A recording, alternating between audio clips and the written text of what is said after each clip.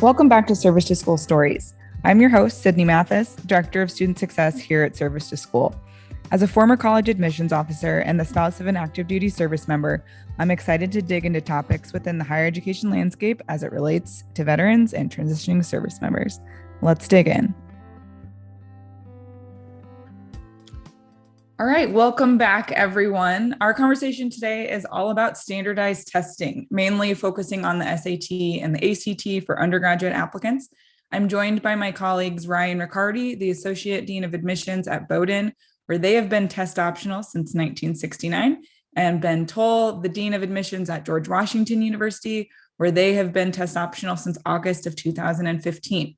I invited our two guests to join us for a conversation around reviewing applicants in the test optional landscape. However, I want to bring our listeners up to speed on where we're at in terms of testing in the undergraduate admissions world.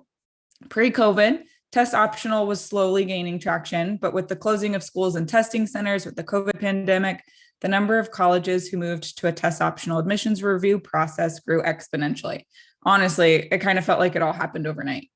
Even now, as we settle back into in-person school and testing centers are starting to open back up, some admissions offices across the country have decided to remain test optional or have even implemented a test-free policy. With this has provided some opportunities for students to test. I'm still often asked by our service member applicants, should I test? And if I don't test, what are some other parts of my application that the admissions committee will consider important? While I can certainly answer those questions, I thought it'd be a fun conversation to have with some of my colleagues who have been doing test optional work now for years. Ryan, Ben, thanks for joining us this morning. I know some of our listeners are anxiously waiting for you to tell them that they don't have to test. But first, I want to give you both an opportunity to introduce yourselves and share with our listeners a little bit about your background and what has brought you to essentially this conversation we're having today. So Ryan, Ben, thank you so much. Ryan, we'll start the conversation with you. Great. Thank you so much for having us. I'm very excited to be here. Talking about test optional is actually one of my favorite parts of the job. In terms of how I got to Bowdoin and admissions, I'm actually a Bowdoin alumna. And I didn't go after graduation straight into admissions. I was a classics and archaeology and anthropology person at Bowdoin College. And then I went to graduate school and I got my degree in Roman archaeology. And I came back to Bowdoin as a professor. And I spent some time teaching in the classroom for a while before deciding I wanted different views on higher education because my view had been really narrow up to that point, just very student classroom centered. And I realized there was so much more to this landscape than I understood. So I started looking around at possibilities and there was a job in the admissions office and I transitioned over and I've been working in admissions for the last 10 years. I got interested and invited into the veteran space because my husband is a Navy enlisted CTI. I should know these things by now. And so thinking about access to education in particular in the enlisted world and in a veteran capacity and thinking about how Bowdoin is a really great place to thrive as someone who is already service oriented has been a really fun part of my job that I've been contemplating and investing in for the last 4 or 5 years. Sure. Thanks for that introduction. Ben, how about you? Well, hi, everyone. Happy to be a part of this conversation. So my story is not nearly as interesting as Ryan's, as I graduated from college and less than a month later moved into an admissions role. And I've worked at 3 different institutions, 2 public, 1 private. And I've been at GW for the last 10 or so years and happy to be a part of this conversation because I think as we start talking about test optional, I think our veterans population is one that perhaps people don't think of immediately when they think about the implications of test optional policy, but I think it's actually a perfect use case, right? And due to our location right in the center of Washington, D.C., we have a lot of both active duty military that are doing their education while they're in their service, but also a lot of veterans who then transition out and are based in D.C. because of previously being stationed there and such. And so, oftentimes we're having these counseling conversations about, how to help students best prepare their application package. And, that's a different conversation when you've been active duty for 5-7 years and things of that nature. Absolutely. And the reason why I think our conversation today is so important to have you both on the call is that both of your institutions were test optional pre-COVID.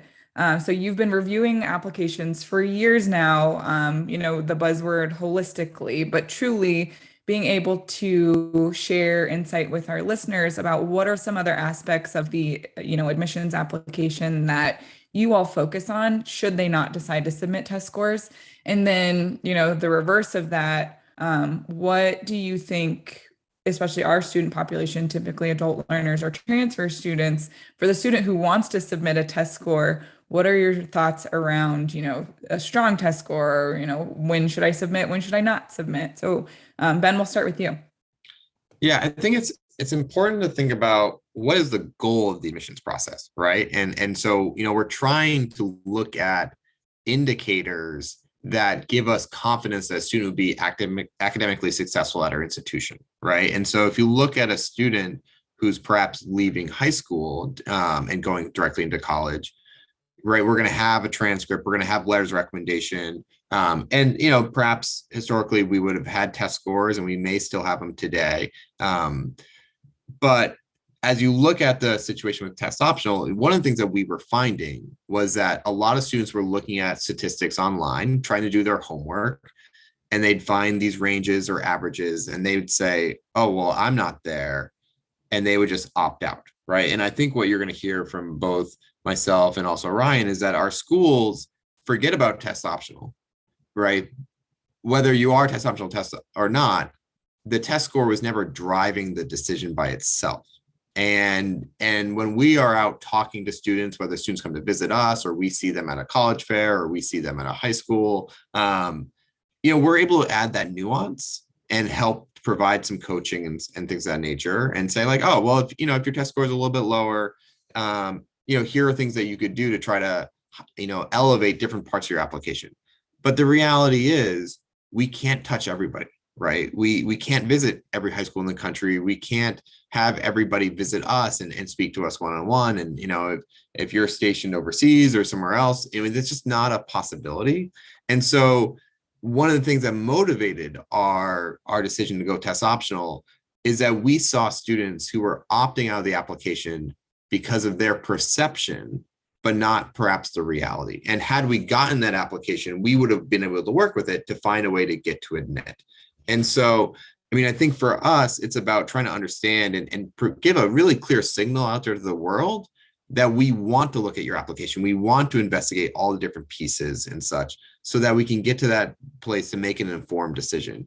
And if you look at a statistic online and say, oh, well, I'm just not going to waste my time, well, you're cutting yourself short and you're not giving us the opportunity to do that, what we would truly call that holistic work to get into all the nooks and crannies. I do think, to your direct question about, well, how do we make decisions differently? You have to think about your application, as a pie, right? And let's say in that pie, I'm going to make some general numbers, and these are just, for the sake of argument. But let's say if it's 60% the high school transcript, 20% your letters of recommendation, I'm doing math in my head to make sure I add up to 100, another 20% of your, that's going to add up to 100, another 10% of your essays and your activities and things of that nature. Well, that leaves maybe 10% for your testing. And if we go test optional, basically that 10% gets absorbed by the other areas, right? Yeah. And actually puts more importance on your transcript, on your letters of recommendation, on your essay and such, and heightens those parts, right? And so I think one of the things that's helpful to understand is that when you apply test optional, sure, we're not going to use that one component, but it does mean that all the other parts have to shine brighter through the application. Mm-hmm. Yeah. Can I just add, I Absolutely. like the pie metaphor, but no one pie is ever sliced the same for every applicant, right? Mm-hmm. It's not that the essay always weights 20% or the letters of recommendation or the transcript always weight 25% of your pie. I also will not do quick math. But I think that is the point of holistic, is that everybody gets to express themselves and their strengths and the obstacles they've overcome in many different ways. And to put a really fine point on the idea of test scores and the sort of way they come into or factor into an application, I sort of frame it this way and say that your test score will never be walking into a classroom at Bowdoin. Your test score isn't going to be a roommate or an athlete or a musician or a volunteer. Your test score is a moment in time, and it's not your identity. And I think we are looking for people who have interesting ideas and perspectives that are going to add to experiences here, and people who are open to change and being curious and passionate. And that doesn't come through in a test score. A test score tells us how you take a test. And that skill is really a great one if you have it, but it isn't predictive of lifelong success. Mm-hmm. Yeah, absolutely. I think one of the things that you kind of both hit on is encouraging applicants not to self-select out because of that score, right? And I think a lot of, especially our student veteran applicants do, because that's kind of, those are the requirements that are in front of them. And that's kind of what they are accustomed to, is like, okay, I check these boxes and now, I get to present this package to the admissions committee.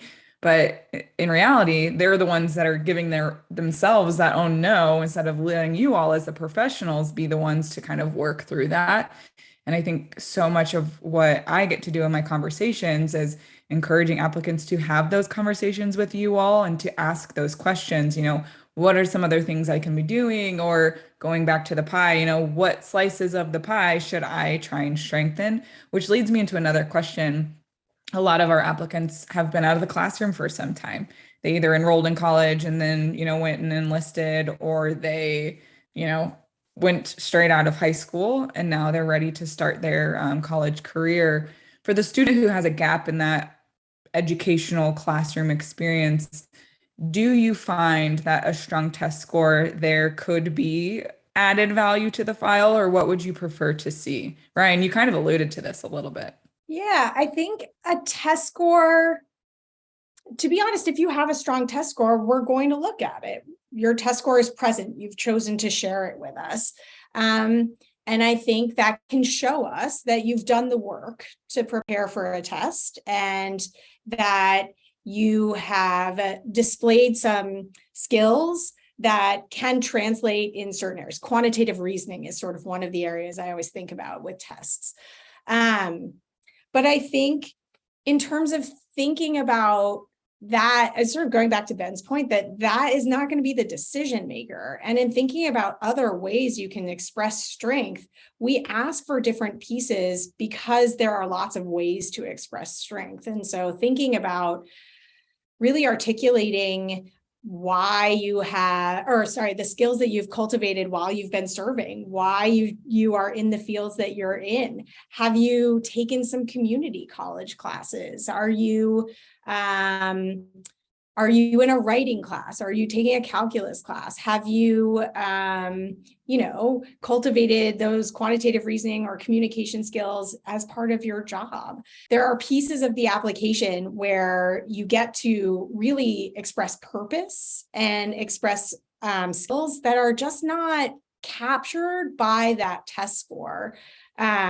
So I don't know if I'm sort of like directly answering it. I bet Ben has a much more concise way of going at that answer. But I think that we expect a gap in education for veterans. That's what we are trained to look for. And it's really great to hear from student veterans, how they have filled that gap, because it isn't going to be the same for everyone. And there are lots of ways to articulate that you are prepared to thrive in our classrooms. I think there's also the acknowledgement that, the application process is, and the tools by which you have to present yourself are imperfect, right? Especially for the veteran population, right? You're going to do your common application, and it's going to start asking you questions about what activities do you have and what years of high school and how many weeks per year. And it's just not going to make any sense to you. And that's okay. And know that we recognize that, right? We're using a tool that's, used, for hundreds of thousands, millions of applications worldwide. And this is a unique population. And so therefore, we are flexible and we are going to, kind of empower you in different ways. Right. And so, when I think about the different components of your application, there are things that you control and things that are historical. Right. So your high school transcript exists. There is nothing you can do today to change that transcript. That's okay. Right. And I think, we're also going to have the acknowledgement that, while we're going to look at that transcript and we're going to look at that performance, we also know that that's 5, 7, 10 years old and perhaps no longer the best indicator of your success. Your personal statement is actually a great opportunity for you to kind of take control and be able to highlight and share the lessons of your service and how you think they will make you a strong contributor to our campus community. And one of the things that you do need to do is do some research about these institutions to figure out what are they looking for, right? Bowdoin and George Washington University, 2 different schools, 2 different purposes, and you're going to make that case in different ways based on the kind of the values that we externally communicate about what we're looking for, right? And that's really a chance for you to say, here's my piece of real estate to plant a flag and kind of make my case of why I deserve admission and what I've done that gives an admissions committee confidence that this student's going to come in here. They may not have been in the classroom, for a number of years, but they have the skill sets to collaborate with other students, to succeed, to manage their time, all those sort of things. And I think going to the question of, should I send a score or not, I think really comes down to kind of what other opportunities do you have to give evidence to an admissions committee. And what I mean by that is, if you haven't been in any formal classroom for a number of years, a recent test score is a piece of evidence, right? It may not be the best one, but it does exist. And it's something that they can start working around. What I would recommend to any student that, I was having a meeting with is if you have the opportunity, whether it's online or in person, to do some community college coursework, that is going to be 10 times more valuable, right? Because again, this whole process is for us to be able to figure out who do we think has the potential to succeed in our college classroom environment. Well, community college classes are a college classroom environment. And so if we can see 1, 2, 3 courses and see your performance there, it's going to give us so much more confidence, right? And so whether your test score is high, low, middle, whatever, that community college transcript is going to have so much more power in the review process. Now, that may not be possible, for you to do depending on what your location is, what your situation is. And that's why, the answer is always going to be, it depends. It's always going to be nuanced and such. And if you aren't able to do that, perhaps then sure, a test score is going to help be a piece of recent evidence, but it perhaps isn't the best one, right? And I think I would always kind of direct students to look at what ability do they have to do some, coursework at the college level to then indicate to an institution, that I've got this under my belt, right? And I have the ability to succeed in this environment. Yeah. One thing. Oh, go ahead, Ryan. Sorry. I just wanted to follow up because I think that was great, obviously. And I just wanted to add that 2 pieces. One, that with your service to school advisor, you have this opportunity to really ask direct questions to say, this is my test score. What do you think? And it's their job, it's your advisor's job to really help you navigate which schools it might make sense for you to submit your test score to or not. You have this resource, and you should absolutely use it. And then the second piece is that when those test scores exist, whether they are, as Ben said, high, medium, or not, we understand, it's our job to understand that there is nuance in the score. Testing is biased towards a certain age, a certain population, a certain socioeconomic status. And so there is nuance in how we read the test score when it's present, let alone that decision of here are the numbers that they publish and should I or shouldn't I. When those test scores are present, we are still thinking about the person who took that test, when they took it, why they took it. And so it really is not It is at best a blunt instrument, not a finely honed tool that we use.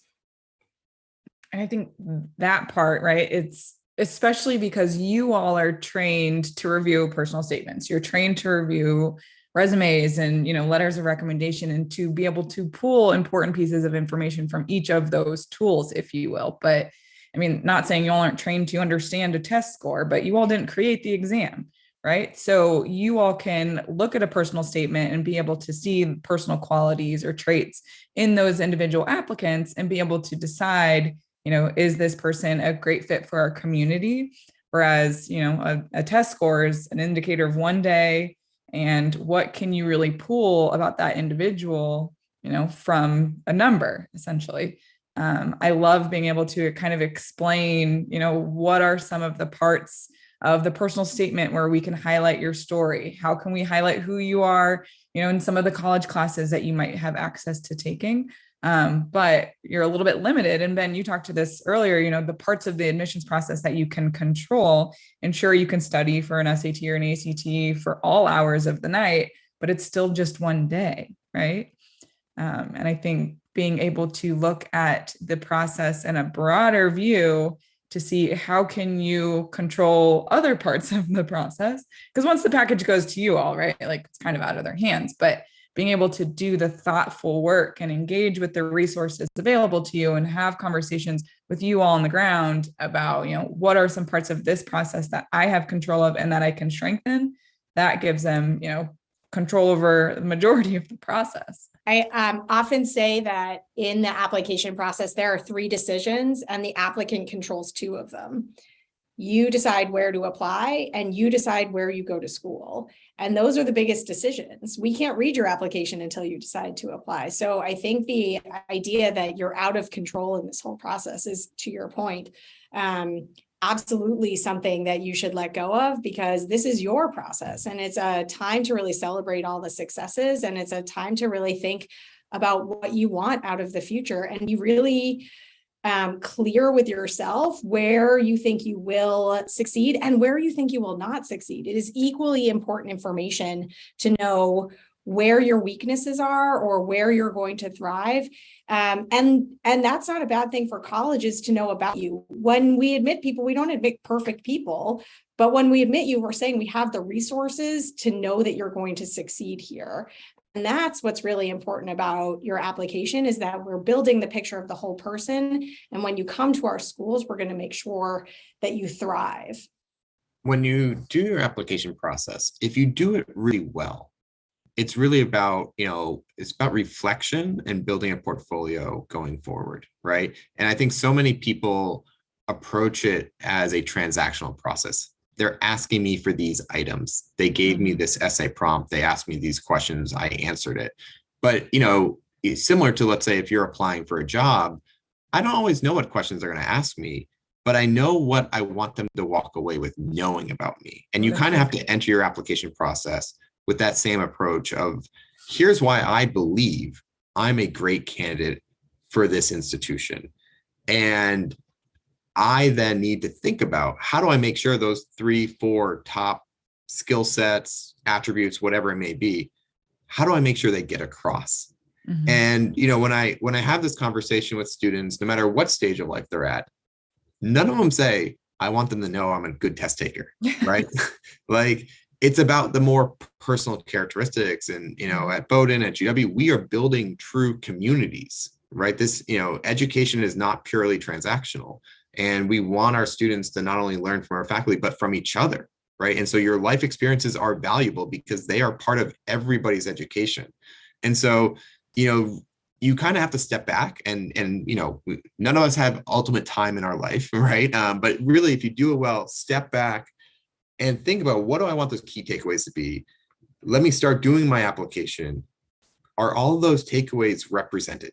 And if not, then I've got to think about, well, how do I go back and look at some of these questions or some of these statements or things of that nature to say, I got to make sure they know this thing about me.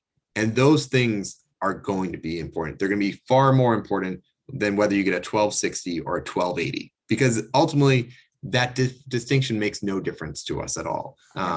And I think, again, those institutions that really truly invest in reading all different parts of the application, that's why they do it that way. It'd be so much simpler in our lives to set up formulas to run this process, but we don't think those formulas appropriately end up with the right decisions, right? Instead, we want to be involved in getting to know those stories. And so, take the time to think about what your key takeaways are. Take the time to ask your friends, what do they think the best attributes you could bring to an institution are, right? Because sometimes we're a little bit too humble to go through this process. And so just getting some outside opinions is valuable to make sure you then have a strategy to insert those things into your application portfolio. Mm-hmm. That's great advice.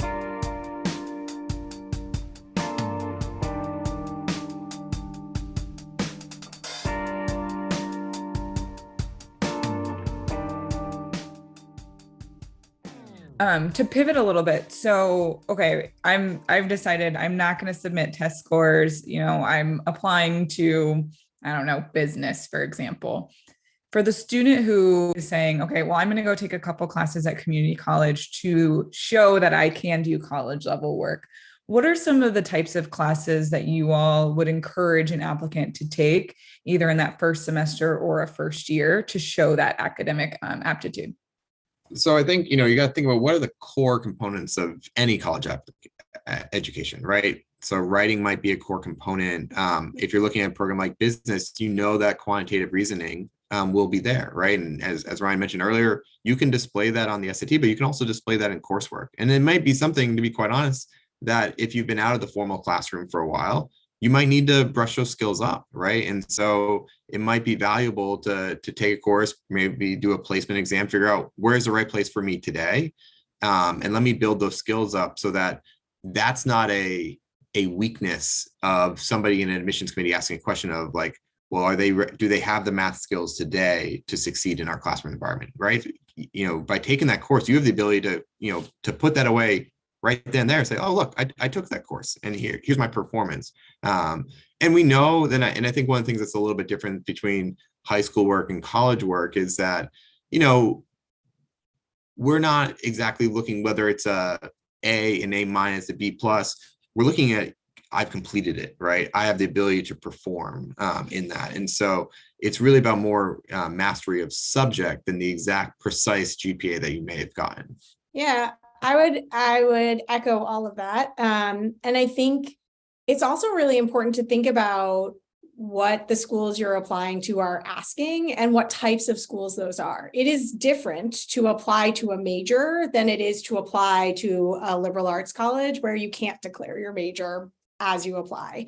So thinking about what type of school will also help shape what type of classes you may want to take. And thinking about sort of how we review applications at Bowdoin and thinking probably similar at GW, we are looking to see exactly those skills that you've developed, not the grades. The outcome is less important to us than what skills you've developed. We're thinking about communication skills. Can you write a college paper? Are you going to be able to contribute to a discussion in a college classroom setting? If you're interested in quantitative-based classes, are you prepared with calculus? Have you taken an algebra class? So it is very much tied to success in our classrooms and being able to predict that potential rather than the exact topic. You could take an anthropology class and get ready for writing a college paper. It doesn't have to be an English 101 class, but thinking about the skill sets that help you succeed in our classrooms, really what we're going for in those classes that we see on that transcript. For sure. And those same classes, I mean, you can get a great letter of recommendation, which also carries some weight in the process from taking some of those community college classes, right? And I think a lot of our applicants, they, will come and say, well, I don't know who to write this academic letter of recommendation, or I don't know how to, ask my old supervisor for a letter of recommendation. Well, now's an opportunity for you to check two boxes, have the potential to earn a letter of recommendation, but you also can show some of those skills through that academic coursework. With that conversation around letters of recommendation, what are some other things that you think applicants can advice, I guess, around the letter of recommendation and how you all review those? So I'd start with, and I'm going to kind of piggyback this on the prior conversation about, which courses might you pursue at a community college. Oftentimes when you're picking those courses, you can see the section size and how many students will be in that class. So, it might be valuable if you're going to take, 2 classes or so, to pick one that's a little bit of a smaller one, just because you're going to get a much more personal connection with that faculty member, right? So that if you're going up at the end of the semester and asking them, that you do so with confidence that they have a full understanding of who you are, how you contribute in the classroom, things of that nature. And so, do see if you can kind of figure out kind of what are those smaller classes versus what are those larger classes. The larger classes no problem with them whatsoever, right? It just may be that the faculty member doesn't know you as personally well. And so that's something to look for. I think, and for us, while we require kind of an academic letter recommendation, with the veterans population, we have a lot of gray area here, right? And if you don't have that, it is not going to stop your application. We would happily accept a substitute from a supervisor or something of that nature. Because again, we're just trying to get across what I would just call like better information about who you are and how you interact, right? And that, obviously we're interested in the academic environment, but if that's not the environment you've been in recently, the professional environment is also of value, right? And I look at the experience that you're going to have in a college classroom compared to high school is way more collaborative, right? You're going to be doing a lot more group-oriented work because that's what the real world looks like. And I think, for veterans, that's an environment that you're quite comfortable in, where you have a history of performance and someone can talk about, how you've led others, how you've motivated others, how you've perhaps adapted that style to work with, different individuals, right? Every group project in college is a new adventure, right? And so, those are things that are very valuable to us, even if they're not coming from a high school or college faculty member.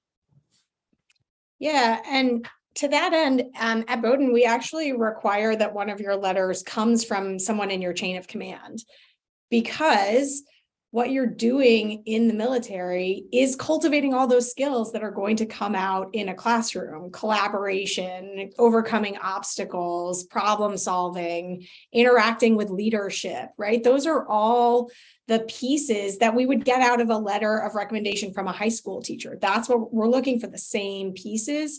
And so you have those skills and that experience that's coming from your service. So I do think big with your letter of recommendation, but if you're in a classroom, other than if this is your only opportunity to have an academic letter of support, I think you should be really thoughtful about whether or not that teacher or professor or graduate student knows you, because a letter of recommendation from an academic professional just saying this person was in my classroom and this is the grade that they got is information that we would have gotten from your transcript anyway. So who's going to be additive in your application? Who's going to add information that builds out that picture of who you were in that experience that's helpful in building out that picture for us in your application? I do want to add, and this is the one mistake I see people make quite often, is don't ask them to write you a letter of recommendation because you think we will be impressed by who they are. Pick the person who knows you best, right? The worst letter of recommendation I ever received for an applicant was from a U.S. senator, and they were doing it, constituent service or a favor to, I don't know, but you could read it and you knew that this person had not a clue who the student truly was, right? But that they thought that we would be impressed by it, but we're not trying to be impressed. We're trying to learn. And so we got to make sure that letter allows us to learn more about you. Yeah. And I have conversations all the time about this academic letter of recommendation, right? Because they're like, I haven't been in the classroom, or I took all of my classes online. I never interacted with my professor. We get that quite a bit. But I always remind them, learning happens outside of the classroom. So who can speak to, you working as a team, some of those same learning attributes that, we put into a 4-wall classroom when you're sitting at your desk in your chair learning, right? What are some of those same skills that someone else could speak to either through your time in service or, in the community. And that's where I remind them that this process, unfortunately, isn't built for the non-traditional, quote unquote, student. This process is essentially built for a high school student who has been in the classroom the last 4 years, right? It's pieced, together for that environment. So when you can't find the exact academic letter recommendation, to reach out to you all. Hey, here's my situation. Is it okay if I ask this person or I have this letter of recommendation? And almost 10 times out of 10, I've had applicants come back and say, hey, thanks for encouraging me to reach out. They said this one is fine, right?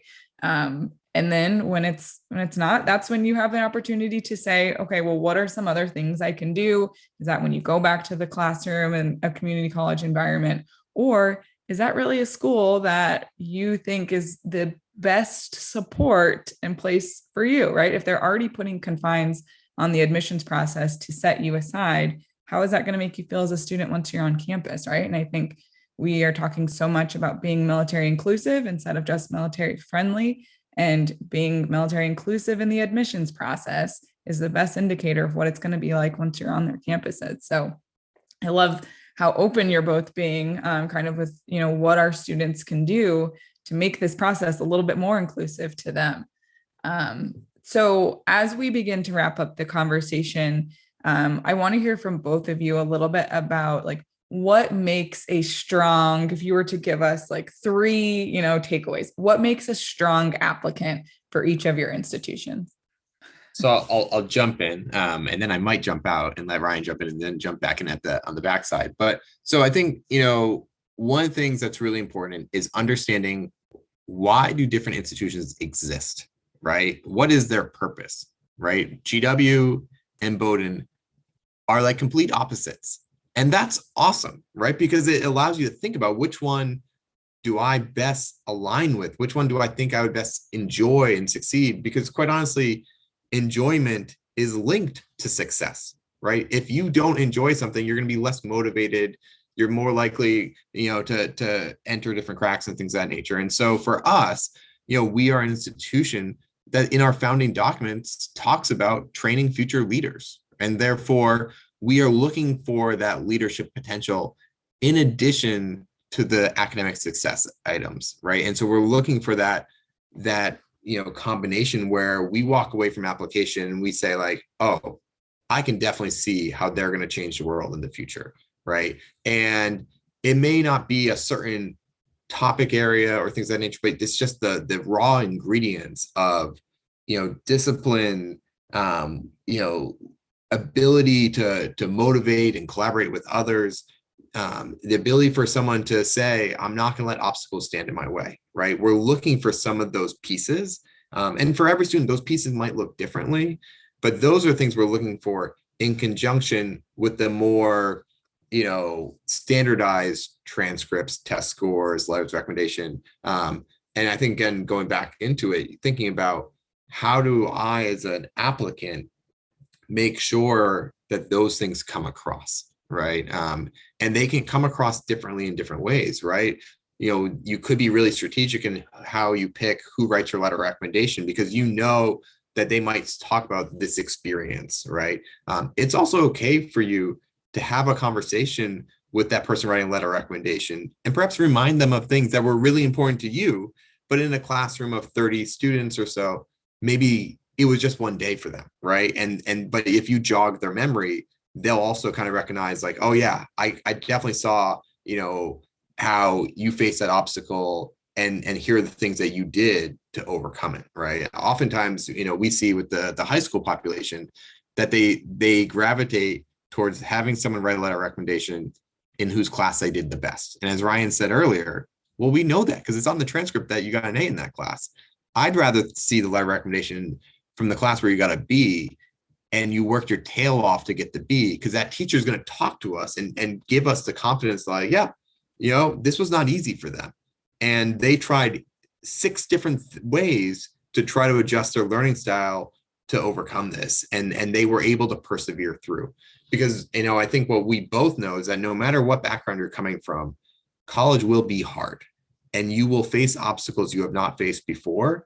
And what really matters is how do you choose to overcome them or not, right? And giving a little bit of having some of those crumbs in the application that like, oh yeah, they've faced obstacles before, and gives us the confidence that when that happens, whether it happens in the first semester or in the last semester, that you have the mindset and the willpower to come across.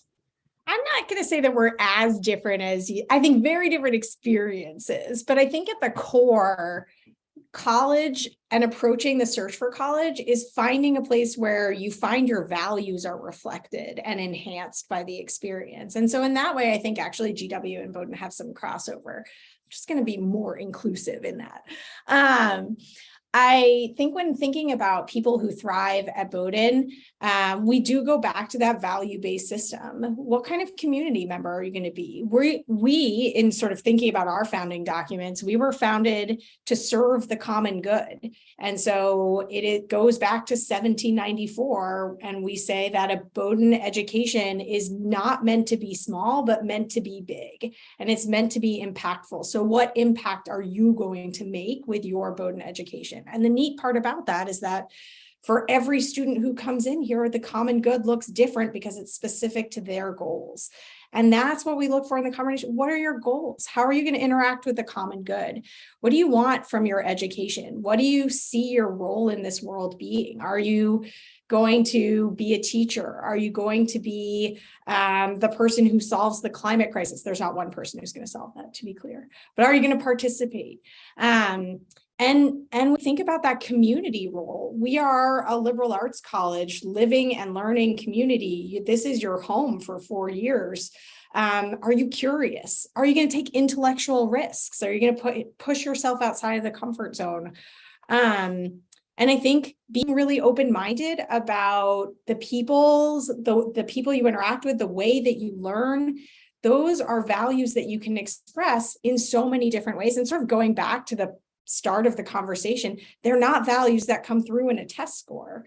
They are values that come through in your essay, your letters of recommendation, the way you talk about your time in the service, the way you talk about your goals, the way that you interact with people. That's so interesting. And there are so many ways to stand out because of who you are now. And I think the best piece of advice I have as you go through your application and college search process is to be really reflective and to be really honest and authentic.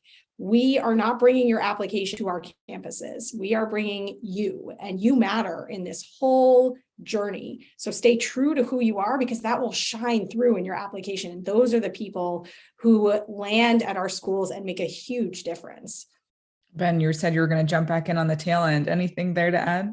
Well, I think, Ryan actually said this really well earlier, which is recognizing how much power you have in this process, right? You get to choose where you apply to, you get to choose where you go to.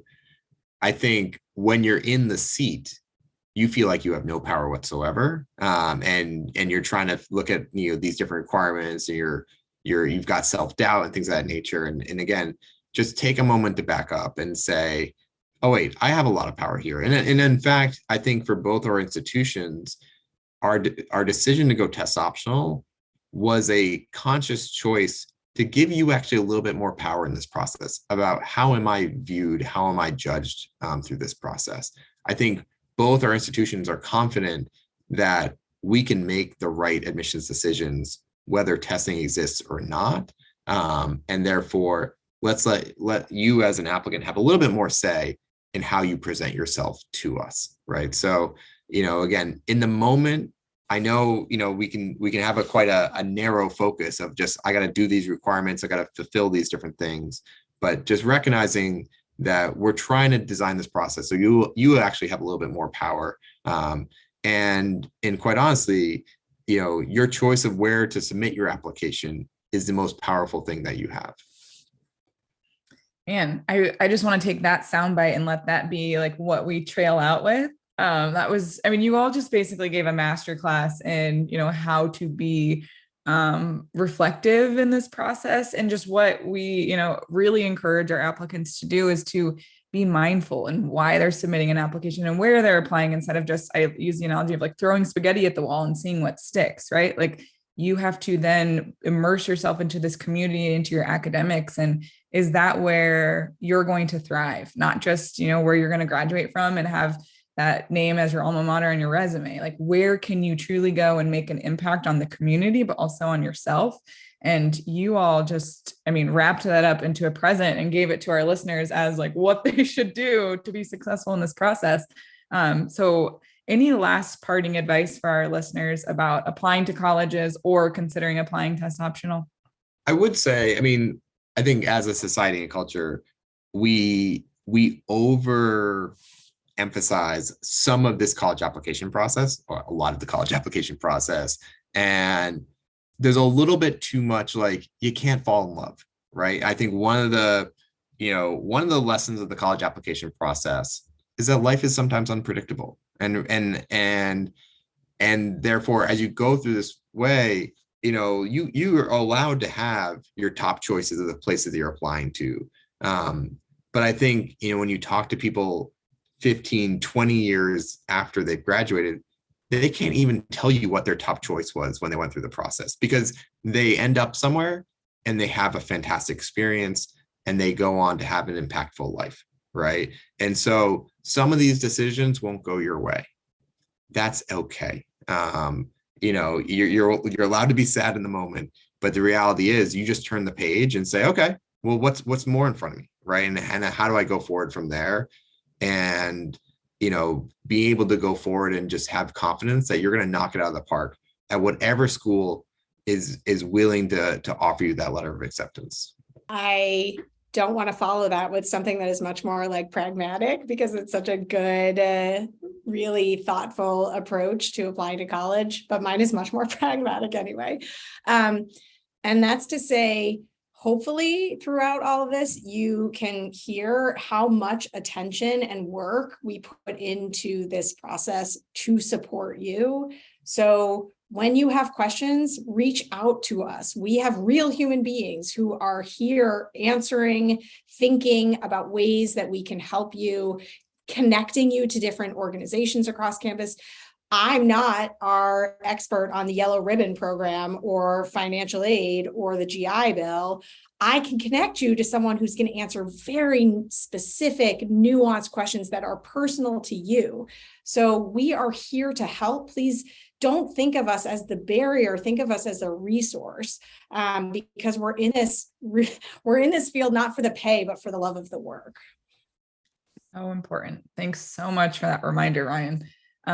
Well, y'all, thank you so much for the conversation today. I know our listeners are probably going to listen to it several times as they, either begin this process or they're in the weeds of applying. But thank you both so much, Ben, Ryan. It's been an absolute pleasure to be able to connect with both of you around, college admissions and test optional landscape. So I appreciate you both and look forward to further conversations about how we can better support our student veterans.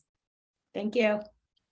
Yeah, again, I think as Ryan said, we just want to be here to help. So, the only way we can do that is if you guys reach out and have a conversation with us. Absolutely. Well, thanks, y'all. That's it for this episode. Join us next week, same time, same place, where we share more Service to School stories. Service to School Stories is hosted by Sydney Mathis, the Director of Student Success, and produced by Amanda DeBias, the Director of Communication at Service to School. Service to School is a 501c3 nonprofit providing free college admission support to transitioning service members and veterans. Join us next time and follow us for more on all of your favorite social media platforms.